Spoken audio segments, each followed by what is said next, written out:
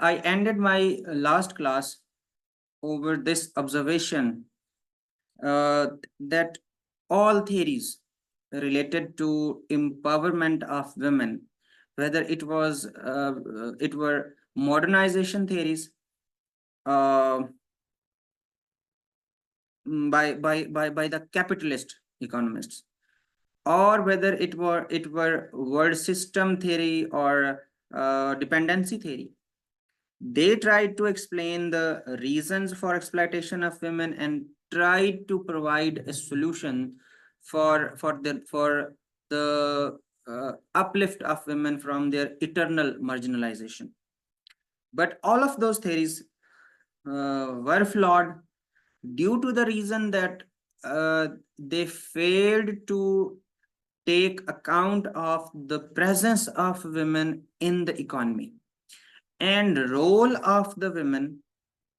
played by the women in economies, and the paid labor as well as unpaid labor. So for all those theorists, women were virtually completely absent from the economy. This was their biggest flaw. So with the passage of time, this realization surfaced that women are not passive recipients. They are active part of the economy, which we observe in current times. I explained in my previous lecture that women are playing a formidable role if we talk about modern societies. But even a few decades or centuries ago, women have always been a part of economic activity. अगर society की economic activity ही primary है, अगर subsistence level पे societies चल रही हैं कि agriculture ही basic basis है economy की, तो फिर उसमें तो औरतें हैं ना, मैन्युफैक्चरिंग तो और वो सारी चीजें, इंडस्ट्रियल प्रोडक्शन और इंडस्ट्रियलाइजेशन, ये सारी चीजें तो चले बाद की बात है। पहले इकोनॉमी का मोड ही एग्रीकल्चर था और उसमें औरत, women were part and parcel. जो हम वो नॉर्मली पढ़ते हैं कि फ्रॉम डॉन टू डस्क, उसका मतलब यही था कि खवातीन घर के साथ साथ बाहर भी काम करती थी इन फील्ड्स, और इकोनॉमीज तब थी ही एग्रीकल्चर बेस्ड। तो विमेन की ये जो पार्टिसिपेशन है, कंट्रीब्यूशन है, इसको जो इग्नोर किया गया, that was the fundamental flaw in all existing theories of modernization, empowerment, and uplift of women and development of the third world countries, especially the women. तो इसके बाद फिर हमने कहा कि जो पहली इन रियल टर्म्स जो पहली बेहतर अप्रोच आई about empowerment of women, that was विड, women in development. Women in development में जैसा कि ये लफ्जी तौर पे ये जाहिर है कि औरतें पार्ट हैं डेवलपमेंट का, इसका नाम ही इस वजह से रखा गया, in order to recognize that women are part and parcel, fundamental, foundational, equal component of a pillar of the economic activities, and for that matter the whole of the economy. So सबसे पहले हमें ये देखना है, अब ये वाले जो टॉपिक्स हैं ये मैं आपको बहुत डिटेल से पढ़ा रहा हूँ, क्योंकि ये अगर आप विड वैड को वैसे बुक्स में से देखेंगे तो आपको चार पांच हेडिंग्स से ज्यादा नहीं मिलेगा, दिस आई बेट, या कम से कम इतनी डिटेल नहीं मिलेगी।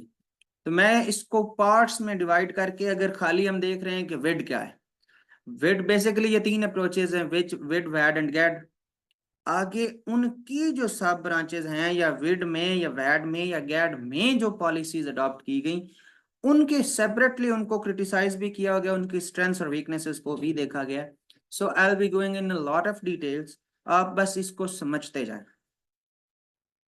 सबसे पहला कि if there were already good theories of modernization and uplift of women, then why on earth it was needed to develop a new theory? विड बनी क्यों? Causes for the emergence of width approach, पहला ये था कि modernisation और trickle down effect of development. Modernisation and trickle down effect of development इस theory का failure of modernisation and trickle down effect theory. Modernisation theory, जैसा कि मैंने कहा कि वर्ल्ड सिस्टम थेरिस्ट ने और डिपेंडेंसी थेरिस्ट ने कैपिटलिज्म को किस बेस पे क्रिटिसाइज किया था। एक तो हमने प्योरली इकोनॉमिक टर्म्स में, अब मैंने आपको बताया था कि वो पोर कंट्रीज डेवलप बने, पेरिफेरल कंट्रीज बने, सेमी पेरिफेरल कंट्रीज बने। एक इस पर्सपेक्टिव को क्रिटिसाइज किया गया कि अपेरेंटली तो उसमें बुरा कुछ नहीं नजर आता था, कि मॉडर्नाइजेशन थेरिस्ट यही कहते थे कि जब इकोनॉमी मॉडर्नाइज होगी, जब प्रोडक्शन बढ़ेगी, जब मर्दों की कंडीशंस बेहतर होंगी, जब ओवरऑल इकोनॉमिक एक्टिविटी बढ़ेगी, जब इकोनॉमीज मॉडर्नाइज होंगी from a basic level of subsistence to a level where countries have started to produce things more than they require, तो इस सूरत में वो ट्रेड करने के काबिल हो जाएंगे, वो जो है वो अर्निंग के काबिल हो जाएंगे, बजाय सिर्फ इस इतनी प्रोडक्शन के कि जिससे उनका खुद गुजारा हो सके। तो जब इकोनॉमिक एक्टिविटी बढ़ेगी तो मर्द हजरात की भी कंडीशन बेहतर होगी, और उससे ट्रिकल डाउन होकर वेल्थ मर्दों से औरतों की तरफ आएगी। तो अपेरेंटली तो इसमें कोई फ्लॉ नहीं था, लेकिन इसी चीज को क्रिटिसाइज किया गया कि अगर इतने ही मैन अच्छे होते, इतने ही मर्द हजरात अच्छे होते, and if men would have cared for women, then why this discussion of their emancipation from the very men that we are expecting to the very men that have been subjugating them।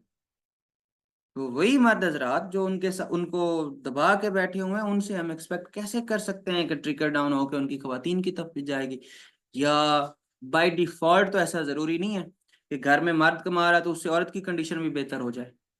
ये तो issue इतना ज्यादा, इस हद तक power imbalance है, इस हद तक सोशल टैबूज हैं, इस हद तक जो है वो अंडर प्रिविलेज्ड हैं विमेन, इस हद तक marginalised and suppressed and oppressed और सबजुगेटेड हैं कि ये तो मतलब अगर हम ट्रेडिशनल सोसाइटीज की बात करें या उन हालात की बात करें जब ये आवाजें उठ रही थी, तो तब मर्द से तो ये बर्दाश्त ही नहीं था कि औरत इंपावर हो। At that time men would not have imagined, men would not have tolerated, men would not have allowed an equal status to women, because this would have shattered the foundations of their power. So अपने at the expense of power and authority of men, ये नामुमकिन था कि मर्द अगर grow कर रहा है तो औरत भी करेगी। ऐसा वो अपनी ताकत के जो है वो की कीमत पे, अपनी अथॉरिटी की कीमत पे ऐसा ना होने देते। तो जिस सोसाइटी की हम बात कर रहे हैं आज से कोई रफली एक सेंचुरी पहले, तो या हाफ सेंचुरी पहले, तो तब तो हालात थे भी ये, तब तो ऐसा था कि मर्द हजरात को बर्दाश्त नहीं था, और वो जो जो पेट्रियार्कल सोच रखते हैं उनको आज भी बर्दाश्त नहीं है इक्वल स्टेटस। तो इस वजह से ये अप्रोच फ्लॉड थी कि मर्द अगर ग्रो कर रहे हैं तो जरूरी नहीं है औरत भी ग्रो करे। मॉडर्नाइजेशन और ट्रिकल डाउन इफेक्ट जो है वो इस वजह से फ्लॉड हो गया। फिर विमेन की जो डेवलपमेंट में जो परसेप्शंस हैं विमेन की डेवलपमेंट के बारे में, वो चेंज हुई। अब ये कौन सा चेंज था? Excuse me.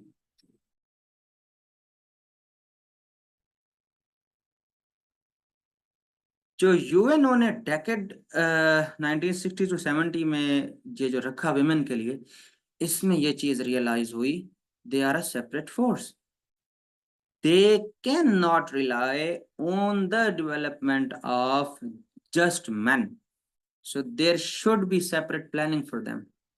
ये जो रियलाइजेशन थी उनकी, चेंज परसेप्शन की, एक तो, और इस डेकेड में ये जो सबसे इंपॉर्टेंट बात थी वो ये थी कि इस डेकेड में रिकॉग्नाइज किया गया जो है वो स्पेसिफिकली कि women are playing some role. वो मैंने आपको पहले भी बताया था कि सबसे इंपॉर्टेंट तो यही है कि they are training a new generation तो जो इसको वो एक नई जनरेशन की जो सोशलाइजेशन, उनकी ट्रेनिंग, उनकी ग्रूमिंग, उनको पालने की इकोनॉमिक कॉस्ट भी तो कोई होगी ना, जिसको हमने कभी कंसीडर ही नहीं किया। तो ये अनपेड लेबर है। फिर घर में जो वो जो कुछ वो करती हैं, मतलब ये तो सिर्फ इस्लाम नहीं है जो ये बात करता है कि औरत अगर चाहे तो बच्चे पैदा करने के लिए मर्द को चार्ज करे कि मैंने आपकी नस्ल में पैदा करी हूँ, मुझे इसका पे करें। औरत के ऊपर इस्लाम की रूह से भी अगर देखें तो रिलीजन के अकॉर्डिंग मतलब अगर मेरी वाइफ है तो उसके ऊपर मेरे भाइयों की, मेरे पेरेंट्स की रोटी पकाने की बुनियादी तौर पे रिस्पॉन्सिबिलिटी नहीं है। एथिकली, मॉरली फिर हम देखते हैं कि क्योंकि इस्लाम में केयर का एलिमेंट है, इस्लाम में रिस्पेक्ट का एलिमेंट है, इस्लाम में जो है वो म्यूचुअल, जो है वो इंडिविजुअलिज्म है नहीं, कलेक्टिविज्म है। तो इस वजह से फिर हम ये आउट ऑफ रिस्पेक्ट ये काम करते हैं। इस्लाम में औरत की ये जिम्मेदारी भी नहीं है कि वो अपने हस्बैंड की रोटी पकाए, ये हकीकत बात है। रिलीजन में ये चीज, इस चीज का भी औरत चार्ज कर सकती है अपने हस्बैंड को। तो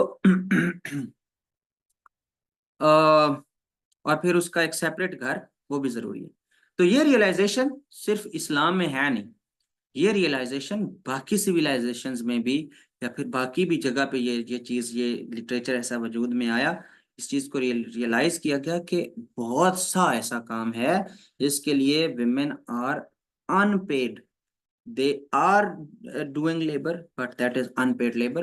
so उनकी प्रेजेंस तो है, उनका रोल तो है, वो काम तो कर रही हैं। फिर उसके साथ साथ मर्द हजरात के साथ वो घर से बाहर भी काम करती हैं, तो they are part of economy. ये रियलाइजेशन यूएनओ की तरफ से हुई। इससे फिर जो चीज इमर्ज हुई वो ये हुई कि there should be separate planning for women. अगर वो एक सेपरेट एंटिटी हैं, और चूंकि वो एक स्पेशल एंटिटी हैं, और चूंकि वो मार्जिनलाइज्ड हैं, सो सेपरेट प्लानिंग जैसे जेंडर स्टडीज एक सेपरेट डिसिप्लिन के तौर पे इसी वजह से इमर्ज हुआ कि उन इस इनके मार्जिनलाइजेशन का लेवल ये है कि एक अलग से एक डिसिप्लिन होना जरूर चाहिए। और इश्यूज इतने हैं कि एग्जिस्टिंग लिटरेचर कभी भी काफी नहीं हो सकता, इसके लिए एक सेपरेट जो है वो डिसिप्लिन होना चाहिए जो उन इश्यूज पे बात कर सके। इसी तरह ये रियलाइजेशन भी कि इन्हीं रीजंस की वजह से उनका स्पेशल होना, उनका मार्जिनलाइज्ड होना, उनके इश्यूज का एक्सटेंट बहुत ज्यादा होना, इस वजह से प्लानिंग भी सेपरेट होनी चाहिए। फिर ये कि अगर डेवलपमेंट थ्योरीज के अंदर किसी ने कहा कि जी अब होता ये है कि कोई भी जब थ्योरी आती है, कोई भी जब एकेडमिक साइड पे कोई काम आता है, तो मैंने पहले भी बताया था कि उसकी स्ट्रेंथ का पता इससे चलता है कि उसकी पॉलिसी इम्प्लीकेशंस क्या हैं। तो गवर्नमेंट ने फिर उस रिसर्च से, उस थ्योरी से, उस लिटरेचर से इंस्पायर होकर कोई प्रैक्टिकली स्टेप लिया।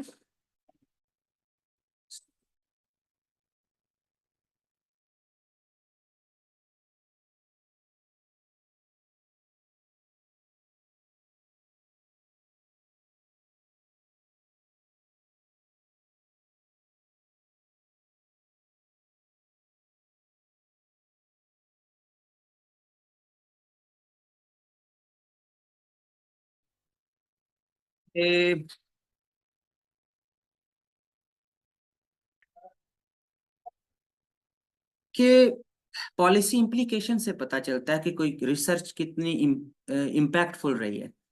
तो डेवलपमेंट की जो थेरीज थी उनके अंडर हुआ ये गया, किया ये गया कि डिफरेंट डेवलपमेंट प्रोजेक्ट्स लगाए गए, इंफ्रास्ट्रक्चर की अपग्रेडेशन की गई, जैसे रोड्स बना दिए, स्कूल्स कॉलेजेस बना दिए, इंडस्ट्रीज लगा दी। तो उन प्रोजेक्ट्स से खवातीन इक्वली बेनिफिट नहीं कर रही थी। किसी कंट्री में कोई एग्रीकल्चर के प्रोडक्ट्स जो है वो प्रोजेक्ट्स शुरू कर लिए, कोई मॉडल फार्मिंग शुरू कर लिए, उनको जो है वो फर्टिलाइजर दे दिए, क्योंकि अफ्रीका वगैरह में या जो सबसे ज्यादा जिन इलाकों में खवातीन अंडर प्रिविलेज थी वो यही एरियाज थे, अफ्रीका हो गया, एशिया हो गया। तो इन एरियाज में फिर यही हो सकता था कि कोई डेवलपमेंट प्रोजेक्ट्स एग्रीकल्चर को लेके उनको फर्टिलाइजर दे दिए, सीड्स दे दिए, कोई ट्यूब जो है वो ट्यूबवेल्स लगा दिए पानी उनको वाटरिंग के लिए फील्ड्स की। तो इन प्रोजेक्ट से भी देखा गया कि विमेन तो इक्वली बेनिफिट नहीं कर रही। वो जो उनका एक पावर पावर इम्बैलेंस है, जो इनइक्वालिटी है, वो रिलेशन तो वैसे का वैसा है। फिर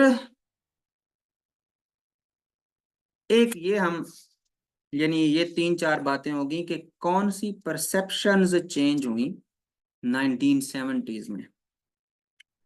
फिर उसके बाद हमारे पास एक रिसर्चर आते हैं, एस्थर बोजरफ। एस्थर बोजरफ जो हैं, उनका जो क्रिटिसिज्म था, I am typing it here.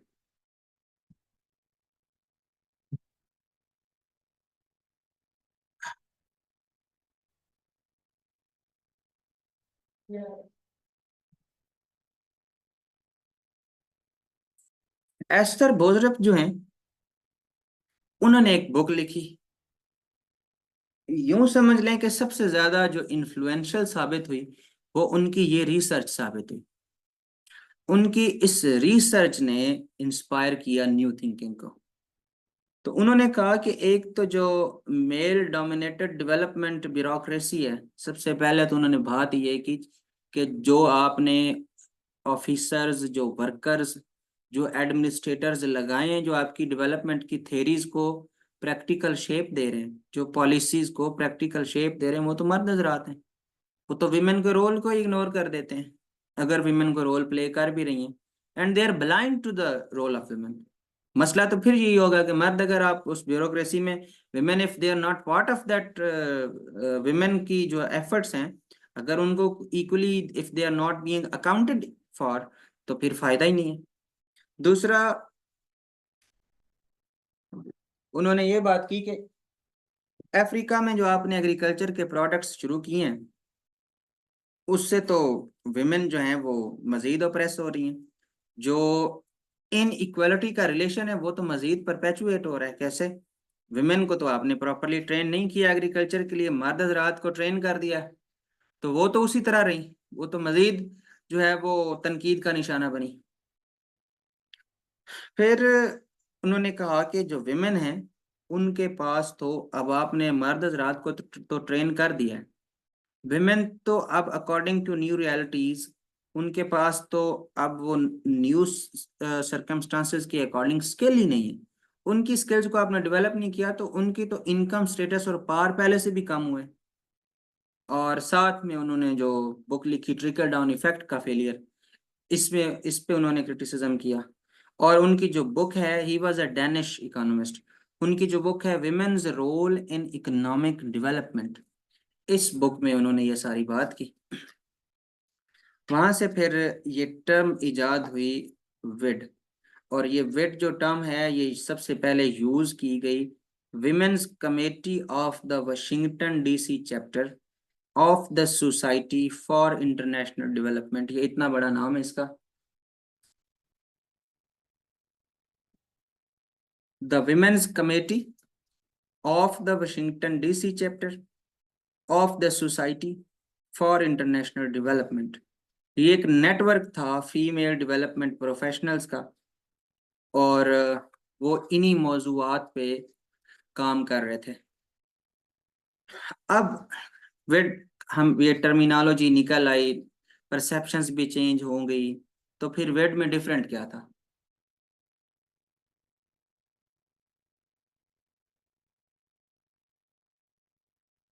What was different in वेड? वेड में फिर डिफरेंट ये था, पहली बात तो ये है कि एक बात अभी भी इसकी यूं समझ लें फ्लॉड थी। इन वो तो खैर खैर क्रिटिसिज्म की तरफ बाद में आते हैं। इन इट्स एसेंस ये भी लिबरल फेमिनिज्म कह लें, या वो जो डेमोक्रेटिक कंट्रीज थे, उनकी जो ओवरऑल लाइन ऑफ थिंकिंग थी, which somehow believed in capitalism, which somehow believed in existing institutions of the state, which believed that खवातीन को जो स्टेट के एग्जिस्टिंग इंस्टीट्यूशंस और स्टेट का एग्जिस्टिंग पॉलिटिकल सिस्टम है, उसी के थ्रू ही वुमेन को एम्पावर किया जा सकता है। What we actually need is that,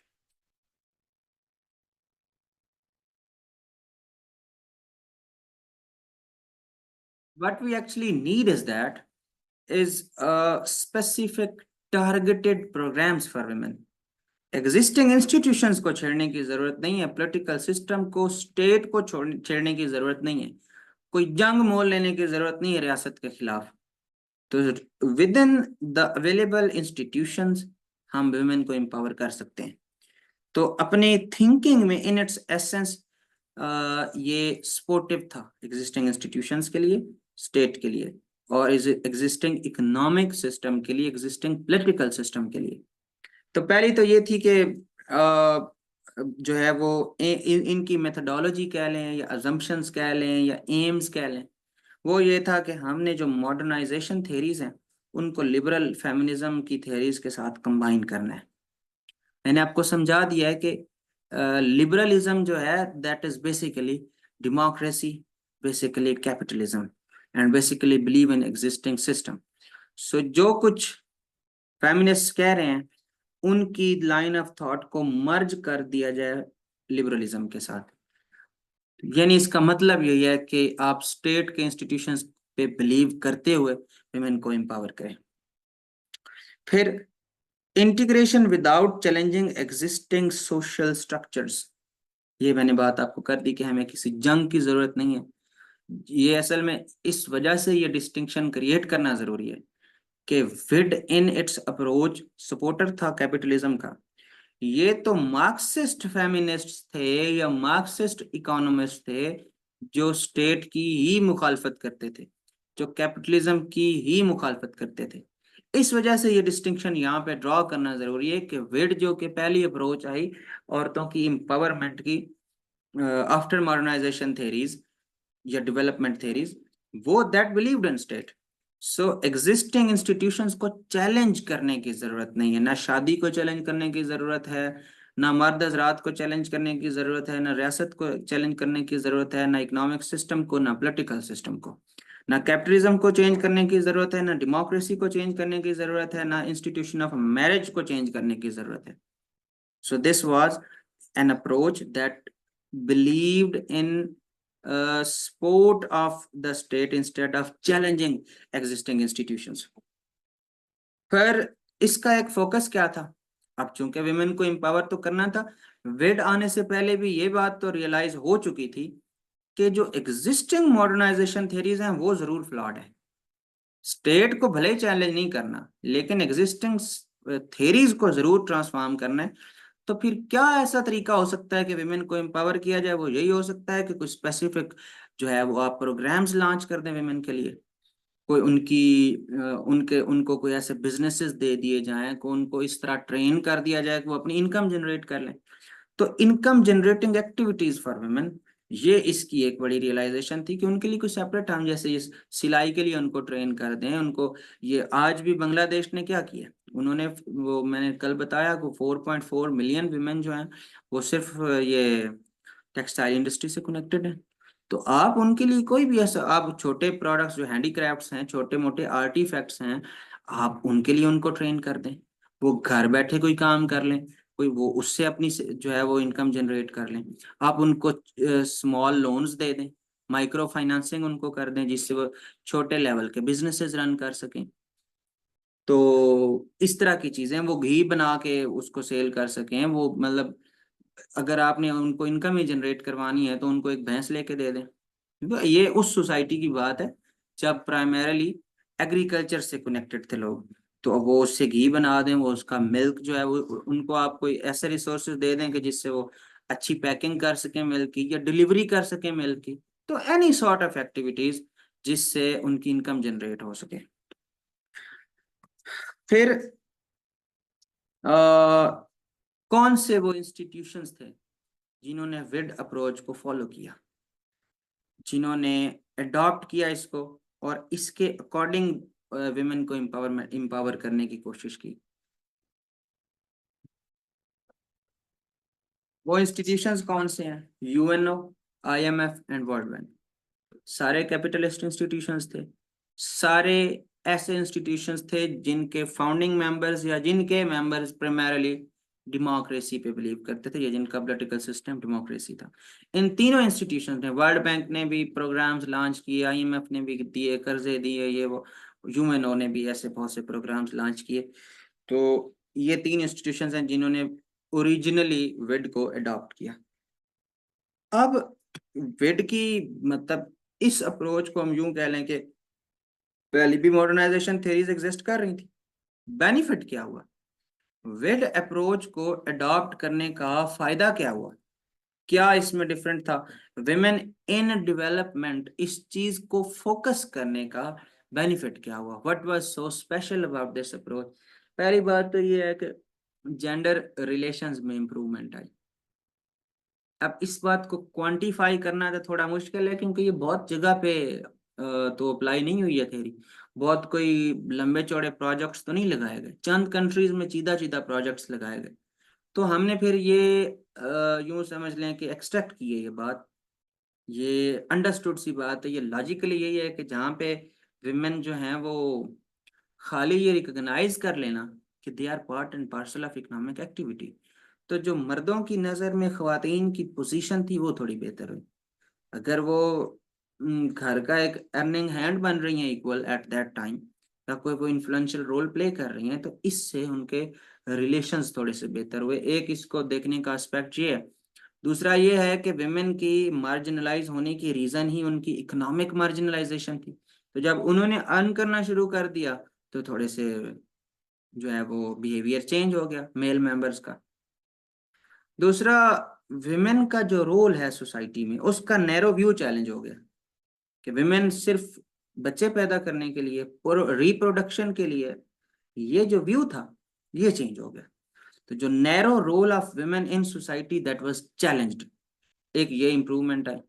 फिर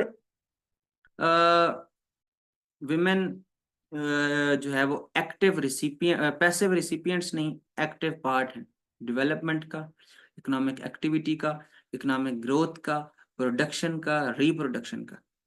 तो उनकी जो ये चीज रियलाइज की गई कि मतलब वो कोई ऐसी चीज नहीं है कि जिनको आपने जाके जिनकी तली पे रोटी रखनी है, जिनकी तली पे आपने पैसे रखने हैं, जिनको जो कि कंप्लीटली डिपेंडेंट है मैन पे, ये बात नहीं है।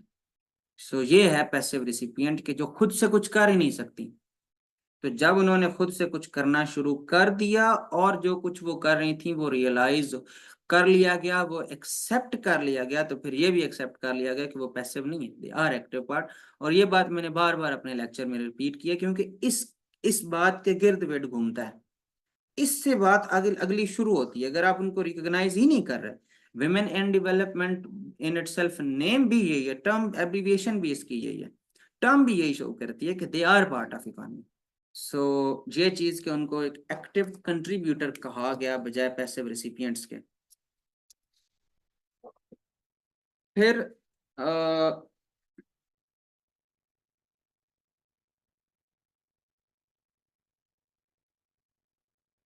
एक और बात, विमेन की जो सबॉर्डिनेशन है उसकी एक बात समझ आ गई कि विमेन की सबॉर्डिनेशन की रीजन क्या है, क्यों है मैं सबॉर्डिनेट, क्योंकि वो मार्केट से गायब है। अगर आप उनको बाहर ला के जो है वो इफेक्टिवली इकॉनमी का पार्ट बनाते हैं, मार्केट का पार्ट बनाते हैं, तो उनकी सबॉर्डिनेशन खत्म हो जाएगी। अब ये है कि खवातीन प्राइमरीली उनके बारे में जो सोसाइटी में कंसेप्शन पाई जाती थी वो यही थी कि वो they should stay in the house. तो वो जो एक उनकी इंक्रीज्ड प्रेजेंस हुई मार्केट में, तो ये तो linking subordination of women to the exclusion from the market, ये लिंक कर दी गई ये बात समझ में आई कि चूंकि वो मार्केट से एक्सक्लूड है, तो एक उनकी सबॉर्डिनेशन की ये बहुत बड़ी रीजन है। और एक और बात, ये जो रेडिकल फेमिनिज्म है, या यूं समझ लें कि बाद की जो एकेडमिक फेमिनिज्म था या जो बाद की वेव्स थी, ये उन्होंने कहा था कि असल मसला सोसाइटी से बाहर या स्टेट या इकॉनमी नहीं है, असल मसला यहाँ है, असल मसला घर के कमरे से शुरू होता है, असल मसला माइंड का है। तो जो जिस मतलब ये बाद वाली वेव्स थी जिन्होंने सबसे ज्यादा क्रिटिसाइज किया पैट्रियार्की को, जिन्होंने ये मसला इस मसले पे सबसे ज्यादा बात की कि असल सबऑर्डिनेशन की रीजन पैट्रियार्की है, मर्द की सोच है, बाकी चीजें बाद की बात है। तो चूंकि ये जो फेमिनिज्म था, ये जो अप्रोच थी देयर एम्पावरमेंट की, ये शुरू शुरू वाली अप्रोच है। तो इसका एनालिसिस उतना डीपर नहीं था, इन्होंने यही कह दिया कि मतलब वो चूंकि मार्केट से एक्सक्लूड हैं, इकोनॉमिक एक्टिविटी में का इफेक्टिव पार्ट नहीं उनको बनाया गया, तो इसी वजह से वो सबऑर्डिनेट हो रही हैं ये वो। अब इसका एक लॉजिकल इफेक्ट था, आपको पता है, जो लेबर है,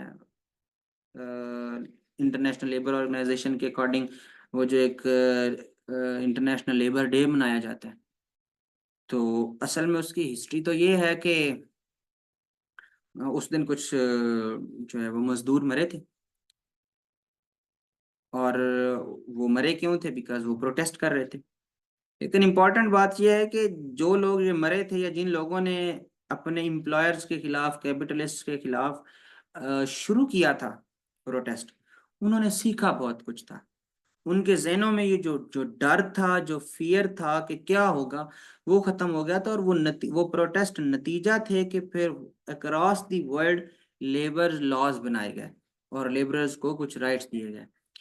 जो पावर एजिटेशनल पॉलिटिक्स की है, या जो पावर प्रैक्टिकली अपने राइट्स मांगने के लिए बाहर निकलने की है, या कह लें कि जो ट्रेनिंग इस चीज से होती है, वो किसी और तकरीरों से, बैठ के बातें सुनने से, पढ़ने से हो नहीं सकती।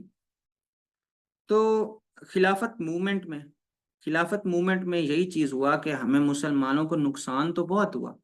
हमारा अपना नुकसान बहुत हुआ जब मुस्लिम्स ने प्रोटेस्ट किया ब्रिटिश गवर्नमेंट के खिलाफ। लेकिन जो इसकी सिल्वर लाइनिंग थी वो ये थी कि मुस्लिम्स ट्रेन जरूर हो गए, खास तौर पे जो स्टूडेंट तबका था, वो पॉलिटिक्स के लिए ट्रेन हो गया, उनको पता चल गया।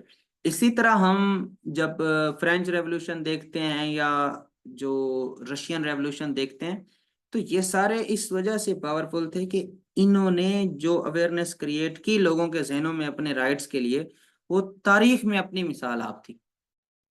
तो ये बात है कि जब विमेन भी इस तरह की इकोनॉमिक एक्टिविटीज का पार्ट बनी, इस लिटरेचर से इंट्रोड्यूस हुई, उनको ये रियलाइजेशन हुई कि हमारी कोई स्टेटस है, हमारी कोई पार है, तो इससे फिर वो पॉलिटिकल पार्टिसिपेशन की तरफ भी आई।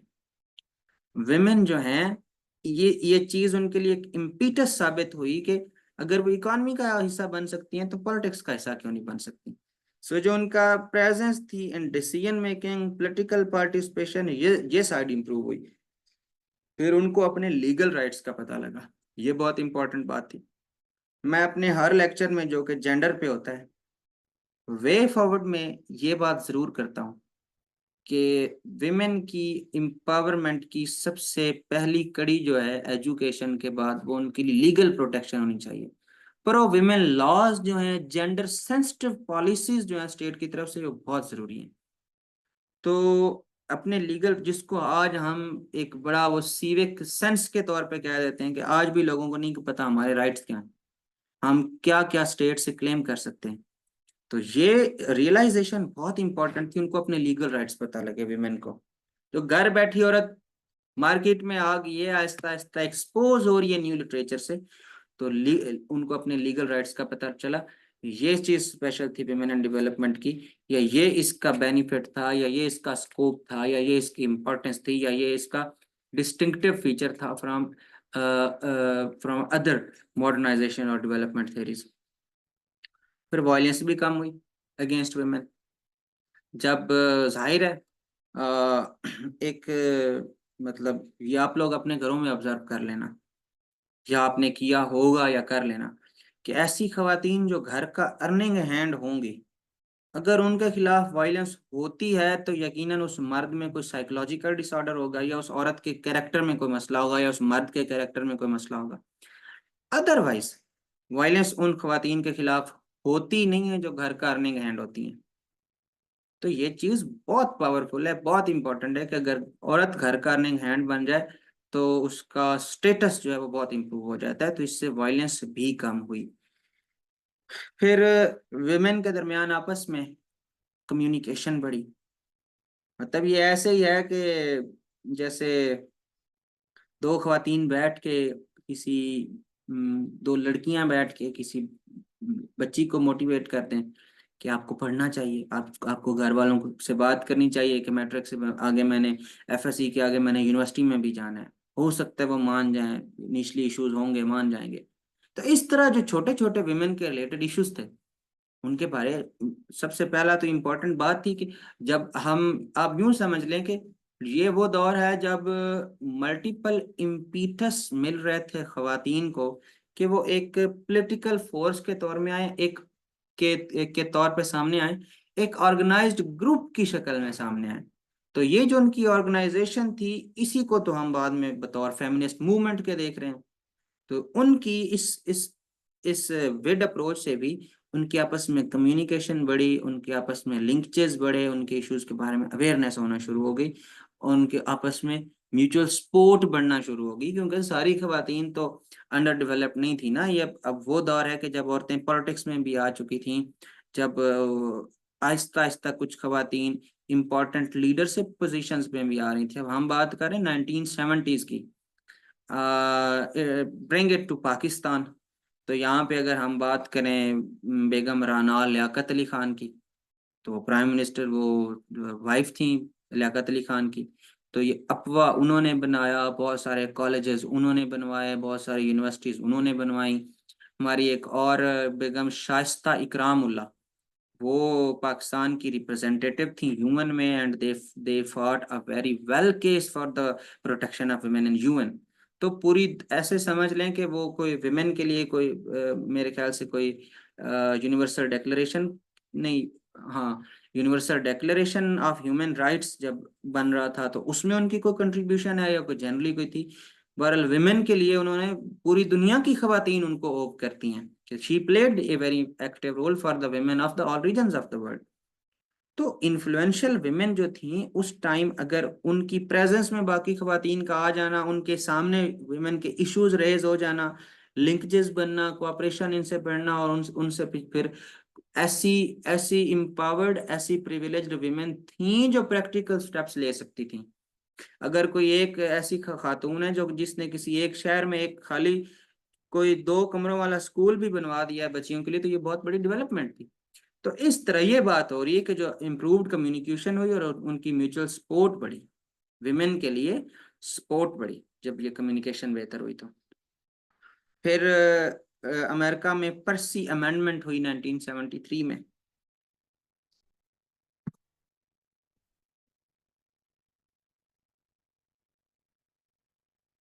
और इस अमेंडमेंट के अकॉर्डिंग, इस अमेंडमेंट में ये बात अप्रूव हुई कि चूंकि अमेरिका नो डाउट उस टाइम दुनिया की most the most richest nation थी, द मोस्ट रिच नेशन थी, रिचेस्ट नेशन थी। तो अमेरिका की ये जो अमेंडमेंट है, इसके अकॉर्डिंग थर्ड वर्ल्ड की वीमेन के लिए डिफरेंट प्रोजेक्ट्स के लिए फंड्स अप्रूव किए गए। ये जो सपोर्ट देती हैं अमेरिका, जो यूएस एड के अकॉर्डिंग या इस तरह, तो उनके लिए डिफरेंट फंड्स जो हैं वो अप्रूव हुए। फिर institute of training and research for advancement of women, institute of training and research for advancement of women 1975 में ये इंस्टीट्यूशन बना।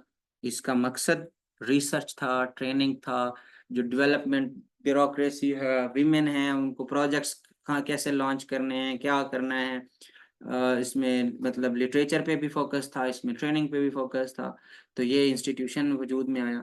फिर पहला विमेन ईयर भी सेलिब्रेट किया गया। 61 से 70 तक डेकेड था, 1971 में पहला विमेन ईयर भी, जैसे इंटरनेशनल ईयर्स मनाए जाते हैं या इंटरनेशनल डेज मनाए जाते हैं, तो 75 में international year of the women भी मनाया गया। फिर दुनिया की पहली कॉन्फ्रेंस हुई, world first world conference on women. ये पहली कॉन्फ्रेंस हुई दुनिया में, दुनिया की, और ये मैक्सिको में हुई। और इसमें जाहिर है इक्वलिटी, डेवलपमेंट एंड पीस, ये स्लोगन अडॉप्ट किया गया। इक्वलिटी, डेवलपमेंट एंड पीस, ये स्लोगन अडॉप्ट किया गया इस कॉन्फ्रेंस में, और ये भी सारी विमेन पे थी। फिर डेकेड की मैंने पहले बात की कि अगेन फिर एक दोबारा विमेन डेकेड मनाया गया, the UN decade for women 1976 to 85। 1976 से 85 तक दोबारा एक विमेन के लिए डेकेड भी सेलिब्रेट किया गया। और यूं समझ लें कि जो एक ह्यूमन का डेकेड होता है ना, उसका मकसद ये होता है कि ये पूरा डेकेड दुनिया के तमाम कंट्रीज एक स्पेसिफिक काम करने के लिए अपनी एनर्जीज इन्वेस्ट करेंगे।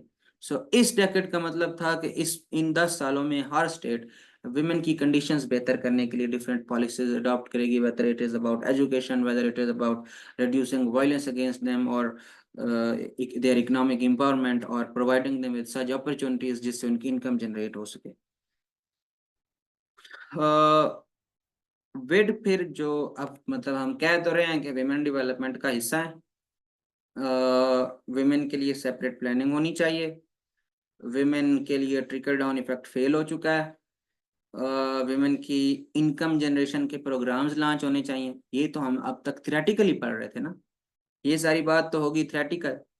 तो फिर हुआ क्या जो हमने इससे पहले इसके इम्पैक्ट्स करे हैं कि विड से हुआ क्या, वो कौन सी अप्रोचेस फिर अडॉप्ट की गई जो हमने इम्पैक्ट्स करे हैं, क्यों कि उनको लीगल राइट्स का पता चल गया, उनकी इकोनॉमिक कंडीशन बेहतर हुई, उनके घर में स्टेटस बेहतर हुआ, और उनकी रियलाइजेशन होगी, नैरो जो उनकी कंसेप्शन थी रोल की वो चेंज हो गई। ये तो हम इम्पैक्ट्स पढ़ रहे थे। हुआ क्या, विड तो एक थ्योरी थी, इसके अंडर फिर प्रैक्टिकली कौन सी पॉलिसीज अडॉप्ट की गई या अप्रोचेस क्या ली गई कि हम women are part of development and we need separate plans for women, we need to create income for women, उसके लिए क्या किया गया फिर। तो उसके लिए फिर जो अप्रोचेस अडॉप्ट की गई, उसमें पहली अप्रोच थी the equity approach. Equity approach 1975 to 85, जो हम डेकेड देख रहे हैं 1975 टू 85, ये इक्विटी अप्रोच अडॉप्ट की गई।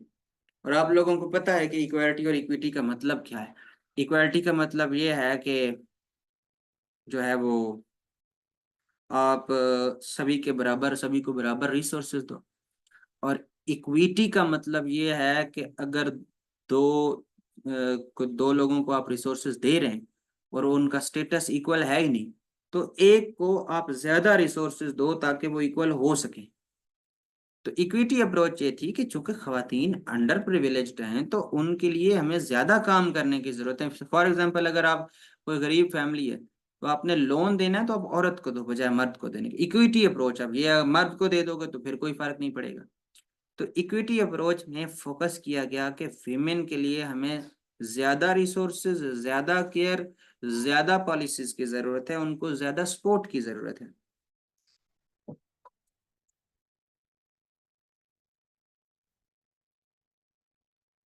ये कैरोलाइन मोजर रिसर्चर थे जिन्होंने ये इक्विटी अप्रोच की बात की।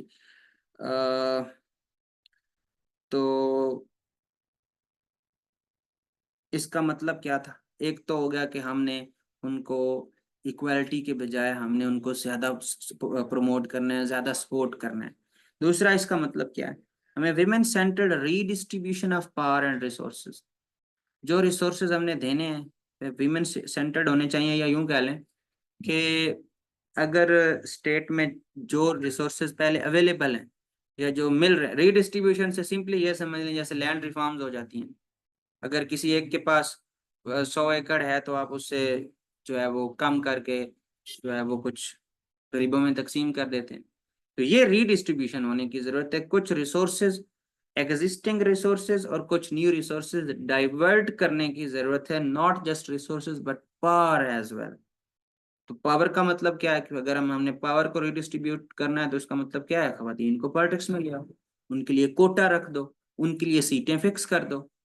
अगर वो मतलब उनके पास वैसे वो वोट से नहीं भी ले सकती तो उनके लिए प्रोपोर्शनल रिप्रेजेंटेशन कर दो, कोई कोई भी इस तरह का फॉर्मूला बना दो जिससे वो पॉलिटिक्स में आ जाए, जॉब्स में उनका हिस्सा रख दो। तो इक्विटी ये कहती है, कोटा जो है वो बेसिकली इक्विटी अप्रोच है। वैसे तो अगर आप दोनों को एजुकेट कर रहे हैं तो फिर दोनों का बराबर राइट होना चाहिए, लेकिन ये CSS PMS में हर तरफ ये जो कोटा है ये इक्विटी अप्रोच है, ये इक्वालिटी नहीं है। इसमें तो वो ज्यादा प्रिविलेज्ड है खवातीन, लेकिन वो ये रखा क्यों गया है, क्योंकि पहले वो अंडर प्रिविलेज्ड इतनी है कि उनको बराबर लाने के लिए उनको स्पेशल ट्रीटमेंट की जरूरत है। तो रीडिस्ट्रीब्यूशन की है, पावर की और रिसोर्सेज की। फिर लेजिस्लेटिव मेयर्स बड़ी जरूरी है, जैसा कि मैंने कहा जब विमेन को अपने लीगल राइट्स के बारे में पता लगना शुरू हुआ तो ये उसका इम्पैक्ट भी था। और प्रैक्टिकली अगर आप चाह रहे हैं कि आप विमेन के लिए कोई काम करें तो ये काम शुरू तो आइन से होगा ना, कॉन्स्टिट्यूशन से होगा, जो है वो लॉज से होगा। अगर लॉज ही इन प्लेस नहीं है तो फिर हो नहीं कुछ सकता। इस वजह से उनके लिए लेजिस्लेटिव मेयर्स उनकी सोशल और पॉलिटिकल इमेंसिपेशन के लिए बड़ी जरूरी थी। सोशल एम्पावरमेंट क्या है कि उनको एजुकेट किया जाए सोसाइटी में, तो यही उनका रोल हो गया ना। वायलेंस को रोक दिया जाए, ऐसे इंस्टीट्यूशंस बना दिए जाए जो उनको प्रोटेक्ट करें। पॉलिटिकल इमेंसिपेशन का मतलब ये है कि पॉलिटिक्स में है, तो सोशल और पॉलिटिकल इमेंसिपेशन के लिए लेजिस्लेटिव पॉलिसीज अडॉप्ट की जाए। ये 3-4 बातें होंगी इक्विटी अप्रोच की। अब खाली हम इक्विटी अप्रोच को वेड के अंडर, पहले हमने जनरली वेड के बेनिफिट्स पढ़ लिए हैं, फिर वेड के अंडर जो पहली पॉलिसी अडॉप्ट की गई जिसको इक्विटी अप्रोच कहा गया, हम अब इक्विटी अप्रोच के बेनिफिट्स देख रहे हैं। तो इसकी इंपॉर्टेंस ये थी कि जाहिर है ये वेड की सबसे पहली अप्रोच थी, तो इसको फिर यानी वो रिकॉग्निशन मिली, वो रियलाइजेशन मिली। दूसरा बेनिफिट क्या हुआ विमेन की, अब यहाँ पे मतलब आप राइटिंग पार ये है या आर्ट ऑफ राइटिंग ये है कि ये हेडिंग आपको किसी किताब से ना भी मिले तो आपको पता होना चाहिए कि मैं ये बात लिख सकता हूँ, ये लिख सकती हूँ। चैलेंजेस विमेन्स सबऑर्डिनेशन, तो ये अप्रोच क्या विमेन की सबऑर्डिनेशन के अगेंस्ट नहीं बोल रही, ये उसको चैलेंज नहीं कर रही। तो यही बात मैंने लिखी, इसमें आपका जो दिल करता है लिखें। ये बात तो थी कि उनकी सबऑर्डिनेशन को एक बेहतरीन तरीके से प्रॉब्लमेटाइज तो किया गया ना, चैलेंज तो किया गया ना कि this is problematic, it needs to be change. तो उनकी सबऑर्डिनेशन को प्रॉब्लमेटाइज किया इक्विटी अप्रोच ने, या यूं कह लें कि सबसे बेहतर सॉल्यूशन था उनकी सबऑर्डिनेशन का। फिर विमेन की कंडीशन जो है उनके ऊपर इसका लास्टिंग इम्पैक्ट हुआ, ये इस बात में कोई शक नहीं है कि जब स्टेट ने प्रोटेक्ट करना शुरू कर दिया इकोनॉमिकली भी, पॉलिटिकली भी, लीगली भी, तो इसका एक लास्टिंग इम्पैक्ट हुआ। ये बात सबसे इंपॉर्टेंट है कि ये विमेन की स्ट्रेटेजिक नीड्स को पूरा कर दिया ये अप्रोच। स्ट्रेटेजिक नीड्स ये हैं कि ऐसी उनकी नीड्स पूरी करना जो कि सिर्फ वक्ती ना हो। वक्ती जरूरत तो औरत की है रोटी, वक्ती जरूरत है कि वो अगर उसको उसकी मारपीट हो रही है, वायलेंस हो रही है, तो आप उससे उसको प्रोटेक्ट कर लो, वक्ती जरूरत ये है। वक्ती जरूरत ये है कि अगर औरत की सेहत बहुत ज्यादा इग्नोर है तो आप उसको उनकी हेल्थ फैसिलिटीज बेहतर कर दें। स्ट्रेटेजिक नीड उसकी एजुकेशन है, एक ऐसी नीड जो अगर पूरी कर दें तो ये बाकी सारे मसले ऑटोमेटिकली ठीक हो जाएंगे। तो वेड अप्रोच, ये जो इक्विटी अप्रोच है, इसका फोकस औरत की स्ट्रेटेजिक नीड्स पूरी करने के जिसके लॉन्ग टर्म बेनिफिट्स हों, जो कि इन द लॉन्ग रन तो उनके लिए बेनिफिशियल हो ही, जो उसके एग्जिस्टिंग प्रॉब्लम्स हैं आहिस्ता आहिस्ता वो भी रिजॉल्व हो जाएं। सो लॉन्ग टर्म बेटर, मोर इन्फ्लुएंशियल, मोर इफेक्टिव जो प्लानिंग है वो यही है कि आप उनकी स्ट्रेटेजिक नीड्स पूरी करो।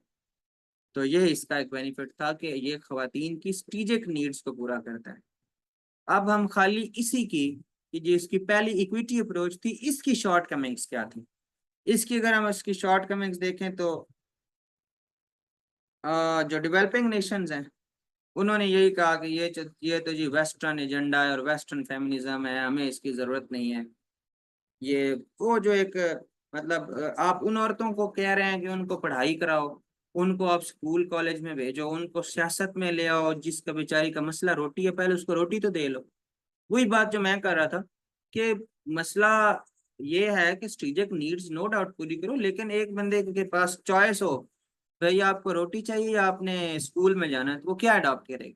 सबसे पहले तो खाना चाहिए, सबसे पहले तो फिजिकल नीड्स पूरी होनी चाहिए ना। तो जो है वो फूड है या हेल्थ है, ये तो फिजिकल नीड्स हैं। या अगर उनके खिलाफ वायलेंस हो रही है तो ये पहले बड़े मसले हैं। तो ये इसके ऊपर पहले रिजेक्शन थी कि ये वेस्टर्न एजेंडा है, वेस्टर्न फेमिनिज्म की पैदावार है ये इक्विटी अप्रोच, हमें खाना चाहिए। अफ्रीका की वुमेन को के लिए भाड़ में जाए इक्वालिटी, एशिया के किसी गांव में, पाकिस्तान के किसी गांव में, इंडिया के किसी गांव में बैठे हो, भाड़ में जाए इक्वालिटी, उसको नहीं चाहिए इक्वालिटी, उसको नहीं चाहिए स्टेटस, उसको नहीं चाहिए रिजेक्शन, उसको नहीं चाहिए अपनी मर्जी के कपड़े, उसको जो मर्जी पहना दो, उसको रोटी दे दो, उसको साफ पानी दे दो।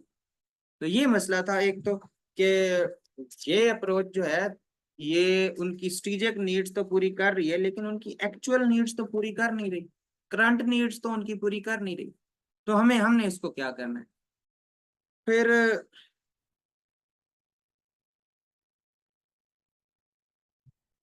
जो लेजिस्लेशन हुई, ये अगेन वो मसला है कि अगर आप कानून बना भी दो कि जी, इसकी मैं आपको यूं मिसाल देता हूँ कि हमने कानून बना दिया कि जो ख्वाजा सरा हैं उनको तालीम का भी हक है, ख्वाजा सराओं को रोजगार का भी हक है। आपने कितने एक बेचारे ख्वाजा सरा देखे हैं जिनको एक्चुअली जॉब मिली भी हो? कितने एक ख्वाजा सरा ऐसे देखे हैं जो स्कूल में चले जाएं और हमारे ही बच्चे उनके उनके ऊपर बैठ के आवाजें ना कसें? तो ये तो मामला बहुत डीप है ना। अगर हमारे छोटे बच्चे जो हमारे अंडर मैट्रिक बच्चे हैं, उनके साथ कोई ख्वाजा सराओं का बच्चा आके बैठ जाए, उनकी तो आप बात ही छोड़ दें। हम लोग अपनी इस उम्र में अगर सबसे पहला हमारा रिएक्शन ये होता है कि अगर हमारे साथ 30 सेकंड कोई ख्वाजा सरा आके बात करे तो हमारी हंसी निकल जाती है। हम उसको इतना सीरियसली उसकी बात नहीं सुन सकते कि उसको एक बराबर का इंसान समझ लें। तो ये मसला था कि आपने अब कानून तो एग्जिस्ट करता है कि उनको इज्जत भी मिलेगी, उनको रोजगार भी मिलेगा, उनका एजुकेशन का हक भी है, उनके खिलाफ डिस्क्रिमिनेशन भी नहीं हो सकता। डिस्क्रिमिनेशन हमारे रवैयों में गहरा गड़ा हुआ है। तो अगर आप कानून बना भी दिया कि ठीक है जी, मर्द और औरत इक्वल है खवातीन को, अब अगर कोई बंदा औरत को जॉब दे ही नहीं रहा, उसके पास एक औरत भी इंटरव्यू देने आई है, एक मर्द भी इंटरव्यू देने आया है जॉब के लिए, वो रख मर्द को रख, उसका क्या बिगाड़ सकता है? तो ये बात है कि नो डाउट लेजिस्लेशन हुई जरूर, लेजिस्लेटिव जो इक्वालिटी थी, ये उनको उनकी एम्पावरमेंट को इंश्योर नहीं अनफॉर्चुनेटली कर सकी। ये इनफ नहीं हुई उनकी जो है वो एम्पावरमेंट के लिए। कानून एग्जिस्ट करता था फिर भी फायदा नहीं हुआ। फिर एक और मसला कि एजुकेशन, ये जो है वो एजुकेशन का मसला हल नहीं हो सका इससे। ठीक है, आपने कह दिया कि आप खवातीन को एजुकेट करेंगे, ये पॉलिसीज अडॉप्ट की भी गई, लेकिन ये बहुत बड़ा मसला था। मतलब एक ऐसा टाइम जहाँ पे औरतों की एजुकेशन का ट्रेंड नहीं था, आपने उठा के विमेन को स्कूल्स में कॉलेजेस में डालना शुरू कर दिया, लेकिन उनकी हैरेसमेंट कल्चरल इश्यूज, आपने ये तो कह दिया, आपने रियलाइज भी कर लिया कि अगर हम इनको एजुकेट करेंगे, ये इनकी स्ट्रेटेजिक नीड है, इससे ऑटोमेटिकली एम्पावर हो जाएंगी। इक्विटी यही कहती थी कि आप औरतों को एजुकेट करो।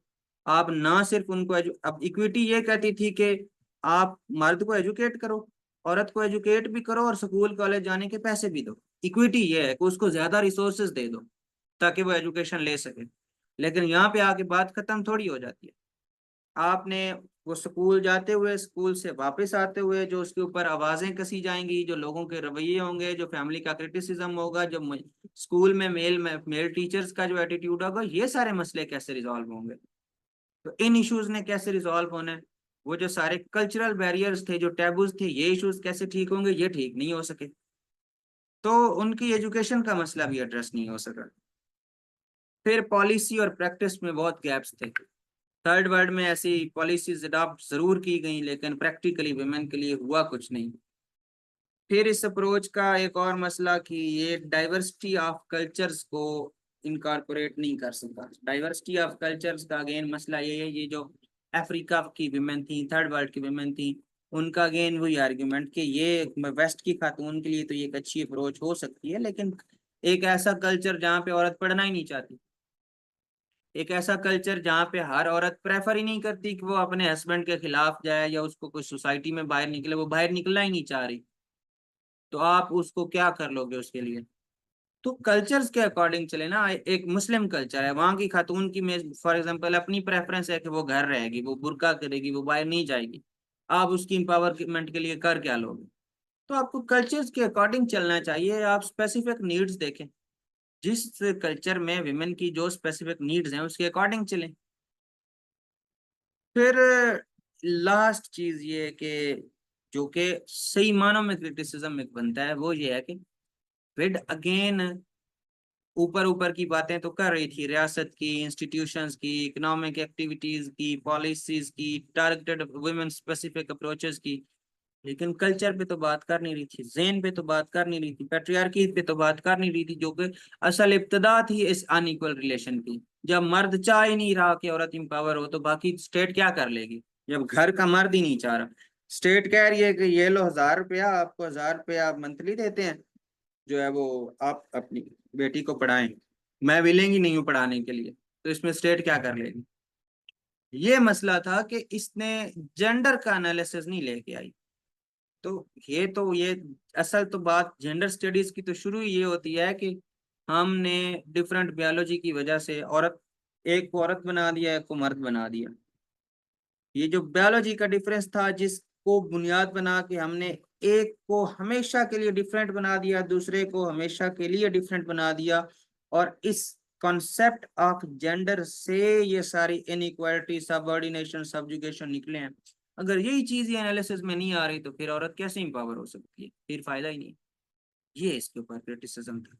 अब इसकी जो सेकंड अप्रोच है वो है एंटी पॉवर्टी अप्रोच। इसको भी अभी देख लेते हैं। चलो ये सेकंड अप्रोच देख लेते हैं, बाकी फिर नेक्स्ट लेक्चर्स में देख लेंगे। सेकंड अप्रोच जो एंटी पावर, इतनी डिटेल में एग्जामिनर आपसे पूछेगा होपफुली नहीं पूछेगा, वो खाली वेट पे सवाल पूछ लेगा, और आप ये जो मसलन खाली ये इक्विटी अप्रोच है इसके एक पैरा, एंटी पावर्टी अप्रोच इसके इसके ऊपर एक पैरा या एक पेज भी लिखते हैं तो काफी है। लेकिन मैं आपको विद हेडिंग्स दे रहा हूँ कि खुदा ना खास्ता वो वेड के अंडर कह ले कि वेड के ने जो स्पेसिफिकली इक्विटी अप्रोच अडॉप्ट की या एंटी पावर्टी अप्रोच अडॉप्ट की, उसके बारे में आप क्या कहेंगे। तो फिर उसमें भी आप कम अज कम आपके पास कोई उसका फोकस, उसकी स्ट्रेंथ्स वीकनेसेस करके आपके पास एक क्वेश्चन की डिटेल जरूर हो। एंटी पावर्टी अप्रोच का जो फोकस था वो ये था कि चूंकि इसने पावर्टी, इसका फोकस ये था कि भाई जब तक पावर्टी रिजॉल्व नहीं हो सकती तब तक औरत इम्पावर नहीं हो सकते, तो अगर आप उसकी उसकी पावर्टी रिजॉल्व करने के लिए कुछ कर सकते हैं, कोई ऐसी पॉलिसीज बना सकते हैं, तो फिर वो इम्पावर हो जाएगी। तो इसकी पहली बात क्या होगी कि inequality is due to poverty. मर्द और औरत का जो अदम तवाजुन है, जो गैर यकसानियत है, जो उनके दरमियान बराबरी नहीं है, ये पॉवर्टी की वजह से। दूसरा इसने कहा कि इकोनॉमिक इक्वालिटी, हमने तो इक्वालिटी अचीव करनी है।